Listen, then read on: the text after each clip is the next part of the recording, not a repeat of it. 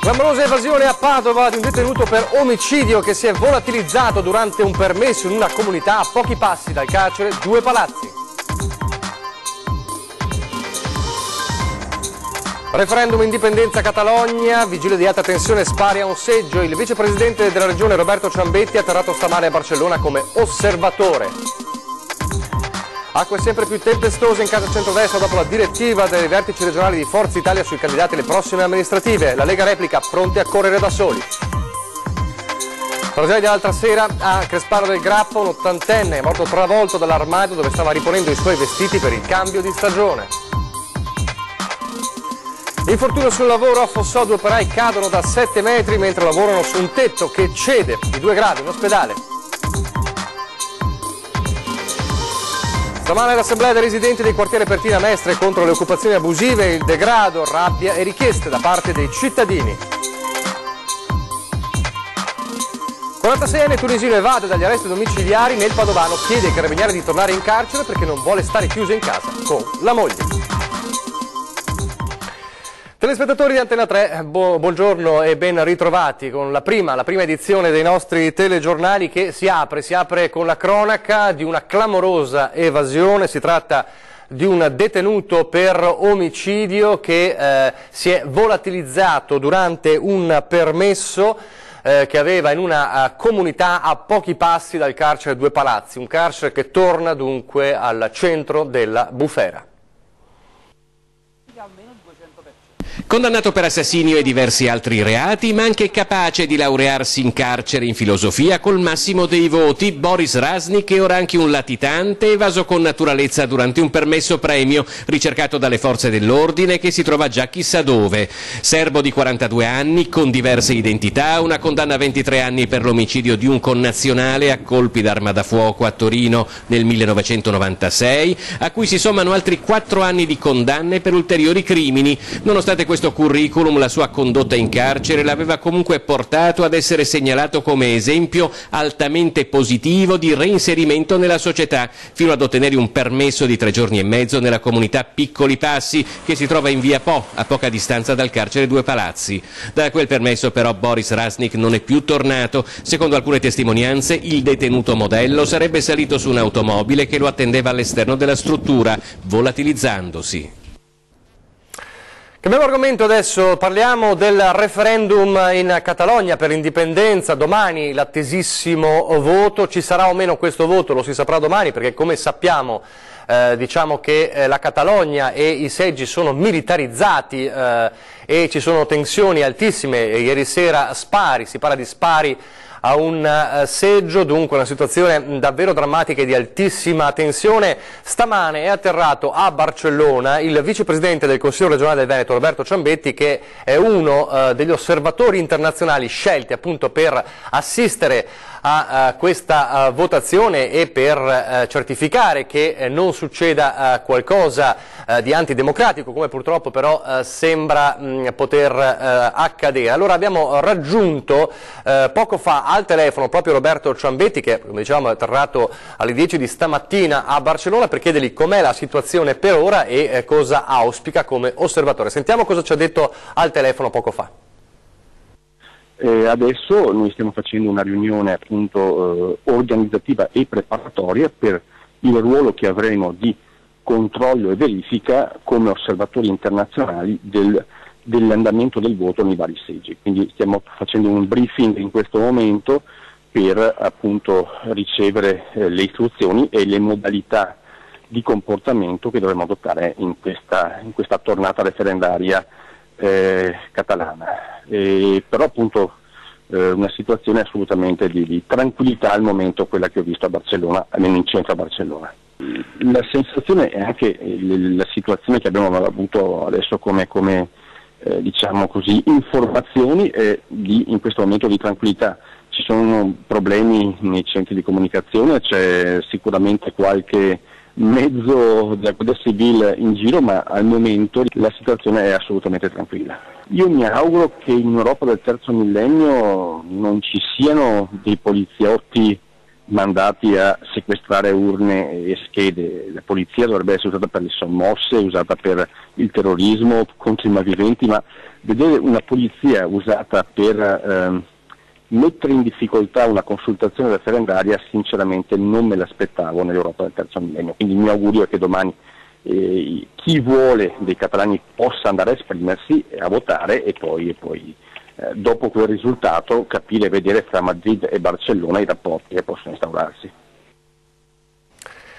Vedremo allora cosa accadrà e ci aggiorneremo con Roberto Ciambetti poi nelle prossime ore per capire dalla sua viva voce cosa sta accadendo in Catalogna. Da un referendum all'altro, lo sappiamo, è un referendum molto molto diverso, parliamo dell'autonomia del Veneto, si è parlato a lungo in questi giorni. Allora sentiamo cosa dice sul referendum sull'autonomia il professor Paolo Feltrin, politologo, che ha sottolineato come la consultazione abbia già prodotto almeno un primo risultato concreto. Sentiamolo.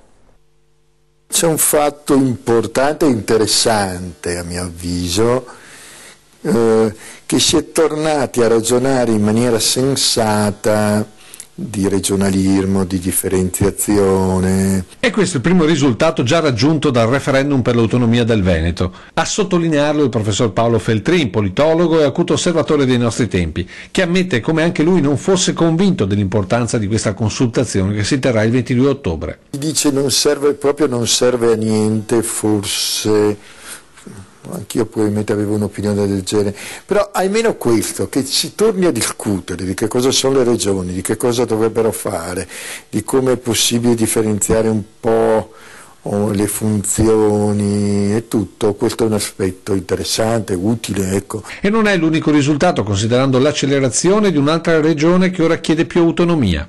Anche la stessa iniziativa dell'Emilia Romagna è un po' frutto di questo rincorsa tra regioni. Ecco, questa idea di una rincorsa virtuosa tra le regioni a fare di più e di meglio mi pare utile. Importante quindi discutere sull'autonomia, quanto secondo Feltrin inutile invece parlare di secessione come sta accadendo in Spagna. La cosa che stiamo osservando è che in realtà non si va da nessuna parte, cioè anche il blocco catalano mostra un'impossibilità di andare a risolvere la questione, come lo si è visto nei Paesi Bassi e come lo si è visto in Scozia. Quindi sotto questo profilo non vedo un nesso particolare tra la vicenda dei referendum Veneto e Lombardo e questa di queste tre aree europee critiche, no? Non a caso l'impressione che si ha è che tutti cerchino di trovare una via di uscita senza alzare troppo il livello dello scontro. Ancora la politica, ma non parliamo di referendum, parliamo di acque sempre più agitate tra Lega Nord e Forza Italia. Dopo la direttiva dei vertici regionali di Forza Italia sui candidati alle prossime amministrative, la Lega, i vertici regionali della Lega dice siamo pronti a questo punto a correre da soli. Sentiamo. Che sia o meno, come alcuni credono, un tentativo di alzare la posta in chiave amministrativa e un modo per dimostrare al proprio elettorato di non essere l'anello debole dell'alleanza, quella direttiva rischia di essere un boomerang. Alle comunali insieme se il candidato è nostro, parole e musica del commissario regionale di Forza Italia Adriano Paroli, e acque sempre più tempestose nel centrodestra, anche perché la replica del numero 1 della Lega in Veneto non lascia spazio a interpretazioni. L'iniziativa di Paroli è arrivata forte e chiara e noi abbiamo recepito forte e chiaro. Noi andremo per la nostra strada con i nostri candidati, con le nostre liste, con le nostre liste di appoggio e Forza Italia farà il suo corso, farà altrettanto. Gian Antonio D'Arè non fa sconti, ma le partite di Vicenza e soprattutto Treviso sono troppo importanti, per questo c'è chi ha una linea più morbida, almeno per ora, come il coordinatore provinciale della Marca Dimitri Coin, che auspica di uscire presto dall'impasse. Certo è che per ora la direttiva di Paroli ha un solo risultato. Provoca una corsa in solitaria o comunque della Lega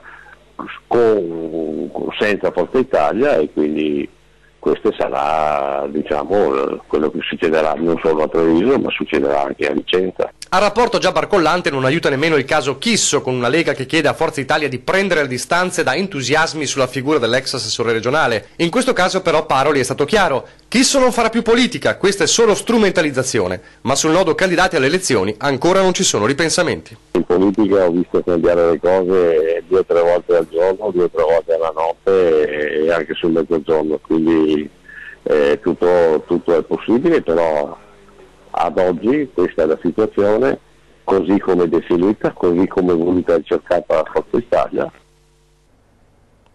La cronaca adesso, parliamo di infortuni sul lavoro, cioè una notizia dell'ultima ora che viene dalla Marca trevigiana di un decesso, purtroppo un infortunio mortale in un campo, in un'azienda agricola. Siamo a Cessalto e un uomo è morto schiacciato dal trattore che si è rovesciato, purtroppo una dinamica molto frequente, e non ci sono per ora altre informazioni se non appunto che si tratta di un infortunio mortale. Maggiori informazioni ovviamente nel corso dei prossimi notiziari. C'è stato invece un altro infortunio a Fossò, fortunatamente 2 operai sono gravi ma non sarebbero in pericolo di vita, caduti da un tetto di un capannone sul quale stavano lavorando e sono rimasti feriti nella zona industriale di Fossò e sono precipitati da un'altezza di circa 7 metri a causa, come vediamo nelle immagini dei vigili del fuoco, dello sfondamento della copertura di questo capannone. Sul posto i vigili del fuoco, i sanitari del SUEM e il personale dello Spisal, oltre ovviamente ai carabinieri. E un'altra tragedia invece a Crespano del Grappa, una tragedia assurda, un 80enne che viene travolto dall'armadio e muore.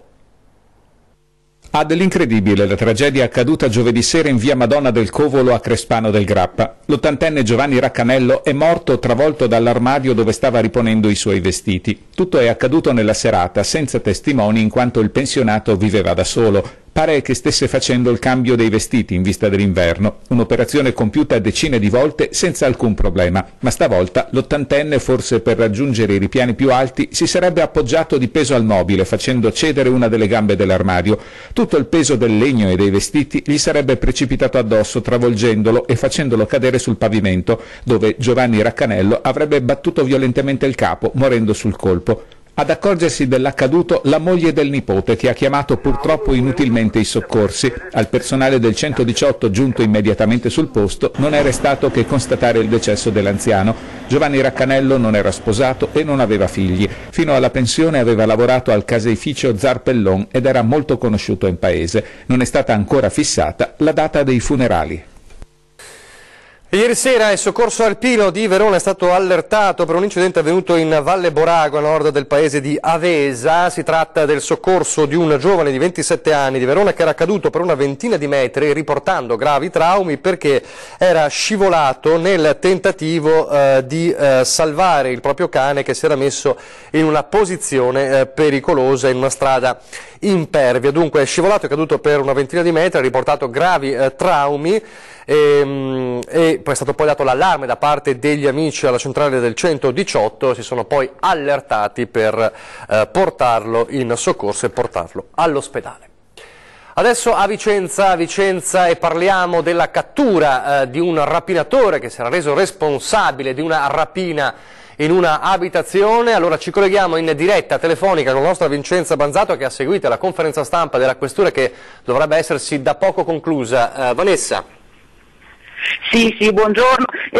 Sì, non soltanto accusato della rapina in un appartamento, è considerato un po' il ladro seriale che ha messo a segno una sfilza di colpi in tutto il periodo estivo proprio a Vicenza, un topo d'appartamento che ha davvero seminato il panico, considerato un po' il diabolic di Vicenza, perché con un'agilità estrema si arrampicava su per le grondaie, entrava nelle abitazioni approfittando proprio magari delle finestre lasciate aperte a causa del caldo e arraffava tutto quello che poteva.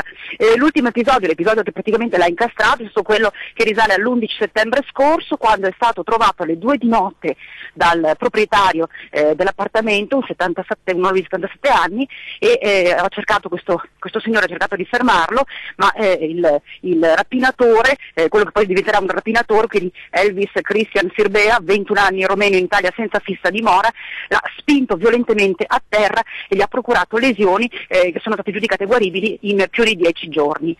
Sono riusciti, grazie a un'impronta lasciata proprio accanto alla grondaia, sul muro all'esterno dell'abitazione del 77enne, a risalire a Sirbea, grazie anche alla descrizione dello stesso 77enne, sono riusciti gli inquirenti a raggiungerlo e, guarda caso, hanno trovato questa mattina in un luogo decisamente noto a Vicenza, ovvero l'ex Hotel Europa, che abbiamo segnalato in tantissime occasioni proprio per il degrado in cui versa questa struttura. Per il momento è tutto, vi ricevo la linea. Grazie a Vanessa Banzato. Noi invece adesso andiamo a Mestre, parliamo, diceva Vanessa, dell'Hotel Europa e del degrado, occupazioni abusive, ce ne siamo occupati in questi giorni con la nostra redazione veneziana, e nel mirino delle polemiche c'è il rione Pertini, lo sappiamo. Stamattina assemblea dei residenti al rione Pertini, allora abbiamo con i cittadini del rione Pertini, con loro c'è la nostra Ilaria Marchiori, ci colleghiamo direttamente con loro. Ilaria, allora, com'è la situazione? Sì, buongiorno, ci troviamo qui a Mestre, in quartiere Pertini, dove da pochissimo si è conclusa l'assemblea all'interno della biblioteca. Tantissimi i cittadini, i residenti presenti per unire le forze e lanciare un messaggio forte alle istituzioni e anche alle forze pubbliche. Siamo qui col presidente Giorgio Rocelli, che ha istituito il comitato cittadino alcuni mesi fa. Rocelli, tantissima presenza, siete davvero in tanti? Sì, siamo in molti e il quartiere sta reagendo in maniera positiva, rimanendo nella legalità, però con determinazione vuole uscire assolutamente da una situazione di degrado, di abusivismo, di sporcizia. Il quartiere sta reagendo bene, sono proprio felice. Oggi ci sono stati parecchi interventi, alcuni sono stati anche molto interessanti, prenderemo spunto anche da questi. Ecco, qui abbiamo anche una signora che proprio poco fa ci ha detto che lei vive sola, che ha paura. Sì, ho paura di sta gente, perché i ganca il can, i pisa sulle astre, i fa straie, i garotto i portonsin che non altri ne tocca pagare, e i fa straie, e ora consuma l'acqua, consuma la luce, consuma tutto, e non altri ghemo da pagare. Ecco, tra l'altro da pochissimo è arrivata anche qui Silvana Tosi. Buongiorno Silvana, anche lei è voluta venire qui per dare il suo sostegno, per stare vicino ai residenti di quartiere Pertini. Sì, certamente sono a disposizione della cittadinanza, ho ascoltato molto volentieri tutti i cittadini, sono qui per ascoltare e per poi agire, perché le case assolutamente vanno assegnate, perché l'amministrazione, se non le assegna, è corresponsabile di questo degrado e di ogni cosa che succede qui in questo quartiere. Assolutamente mi attiverò con l'assessore Zaccariotto, ma anche col commissario dell'Atter, affinché dia la disposizione di tutte le case dell'Atter qui in zona che siano assegnate. Perché come avete visto qui in quartiere Pertini vivono moltissimi anziani, ma ci sono anche molti giovani, e proprio ai giovani adesso vogliamo dare la parola, perché loro vogliono riprendersi quello che era il territorio tempo fa, quello che era quartiere Pertini, un quartiere dove ci si divertiva, dove si poteva stare anche in tranquillità senza dover avere paura, e quindi anche i giovani hanno le loro richieste da fare. Sì, noi siamo contenti di una risposta del genere da parte di tutto il quartiere, perché siamo felici e vogliamo poter rimanere qui nella legalità e nella tranquillità di stare sotto casa, di poter essere liberi di uscire e di stare tranquilli tra di noi. Siamo giovani e vogliamo che la situazione sia sempre presa in mano da chiunque, per garantire al massimo la legalità per noi e per gli anziani soprattutto, specialmente chi è solo, come avete detto prima. Ecco, naturalmente noi continueremo a seguire la questione, a monitorare la situazione qui in quartiere Pertini, a vedere se effettivamente le cose miglioreranno oppure no. Per il momento da Mestre, da quartiere Pertini è tutto, restituisco la linea allo studio. Grazie a Ilaria Marchiori e Paolo Sanavia, i nostri inviati in questa assemblea, come abbiamo visto, molto affollata. Andiamo a Vicenza adesso. È mancato nella notte, stroncato da un infarto, Olol Jackson, 48 anni, sindacalista, un passato anche in politica con i Verdi. Jackson è stato uno dei leader, lo ricordiamo, del presidio No dal Molina. La notizia della sua morte ha fatto in fretta il giro della città e sui social, destando profonda commozione.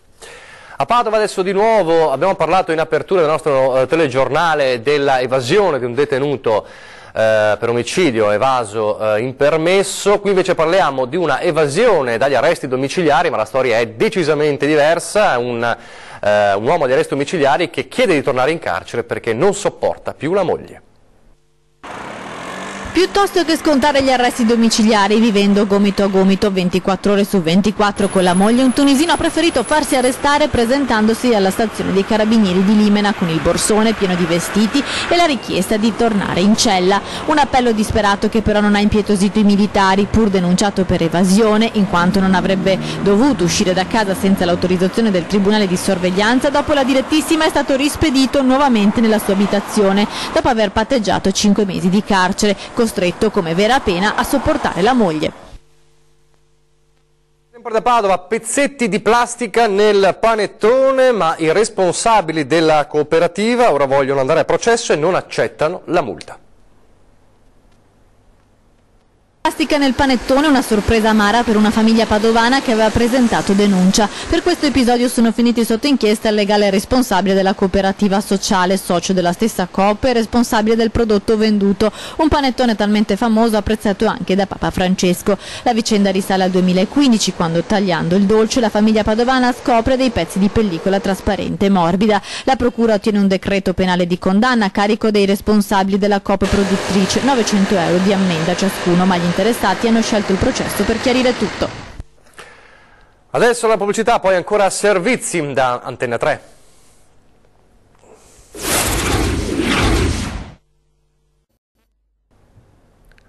Rieccoci in studio, telegiornale, prima edizione del telegiornale di Antenna 3. Parliamo adesso di economia e di terziario. Ieri Ascom, Treviso e Ebicom hanno presentato in apertura del Festival della Statistica a Treviso il quinto rapporto annuale sul terziario nella Marca. Emergono dati incoraggianti e anche una novità, un trend davvero particolare, cioè l'aumento di imprenditori over 70. Per il quinto anno consecutivo il settore del terziario registra un segno più sia sul fronte del numero delle imprese che crescono di 300 unità rispetto allo scorso anno, sia per quanto riguarda i posti di lavoro con un incremento di 2.800 unità.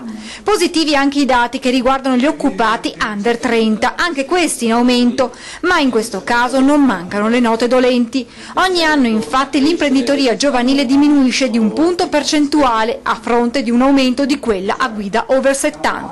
Il mondo giovanile, se da un lato è coinvolto positivamente nel lavoro dipendente, lo è molto meno nel lavoro autonomo, e quindi i dati ci dicono infatti che solamente 4 imprese su 100 sono a conduzione giovanile, con meno di 30 anni. Ma il lavoro rivolto ai giovani va gestito, secondo il presidente di Ascom Salvadori, con una determinata logica. Non è pensabile che si crei il lavoro per decreto, il lavoro è un'entità che va inseguita e acchiappata quando c'è, e per questa ragione quel lavoro viene occupato e viene presenziato dalle imprese e dal personale dipendente, dai collaboratori. Seguendo questa logica, nel corso del 2017 abbiamo avuto 2.800 nuove assunzioni solo nel commercio. Tra i settori in crescita si registra un boom del turismo, positivi i servizi, in fase di trasformazione il commercio, che non sta attraversando un momento di crisi ma sta cercando un consolidamento in un momento storico di cambiamenti. Altri dati sempre dalla Marca riguardano invece il tumore al seno. Ci sono 850-900 casi nuovi all'anno, ma di cancro alla mammella si può guarire grazie soprattutto alla prevenzione, e allora anche quest'anno al via la campagna Nastro Rosa della Lilita. 850-900 nuovi casi all'anno in provincia di Treviso di tumori alla mammella, 4.300 in Veneto. Il carcinoma del seno rimane la patologia più diagnosticata tra le donne, incidenza purtroppo in aumento, ma accanto a questo crescono coloro che riescono a sconfiggere il male. Una guarigione o sopravvivenza dell'89% dei casi, quindi c'è da dire a tutte le donne che hanno questo problema che questo problema può essere risolto se preso in tempo e se curato con una terapia adeguata. Prevenzione rimane la parola chiave per combattere queste patologie, perché prima vengono diagnosticate più alta è la percentuale di guarigione.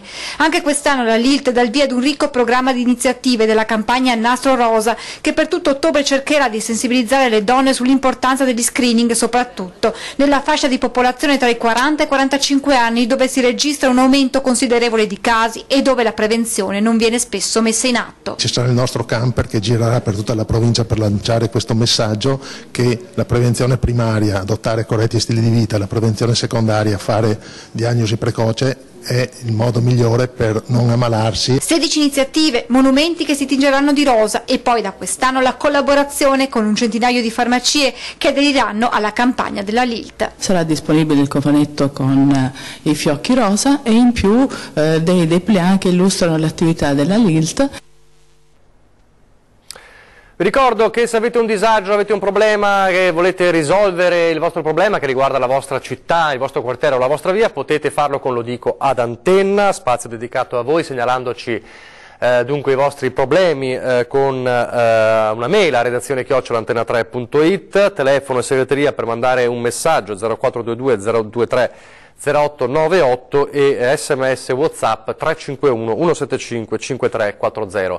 E tra le persone che nel corso di questi mesi sono rivolte a noi ci sono anche i cittadini che vogliono riqualificare il parco di via Torre Belfredo a Mestre. Ci stanno riuscendo, eliminati molti dei graffiti che si trovavano all'interno. Vediamo.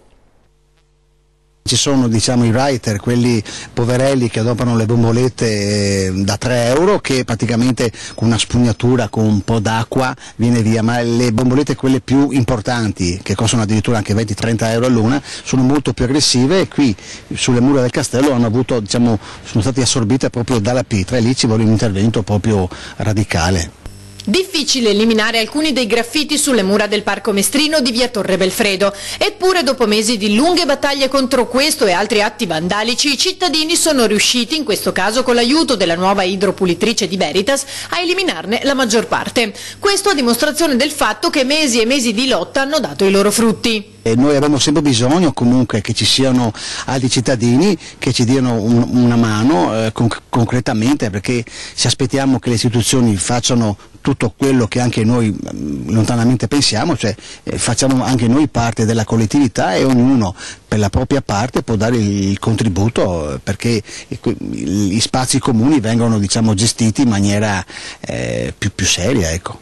Con l'arrivo della stagione fredda e i concerti all'interno del parco che sono giunti a conclusione, però sarà più difficile tenere sotto controllo la zona, ma i residenti non si fanno scoraggiare. Noi non molliamo, siamo sempre sul pezzo e vogliamo riprenderci appunto questo spazio verde nel cuore di Mestre, ecco. In chiusura vi ricordo questa sera l'appuntamento con 20 e 10, si parla di femminicidio e di violenze sulle donne con l'avvocato Stefano Pietrobon e Simonetta Serri, presidente della Commissione Pari Opportunità del Comune di Treviso. È tutto, vi lascio le previsioni del tempo, grazie per averci seguito e arrivederci.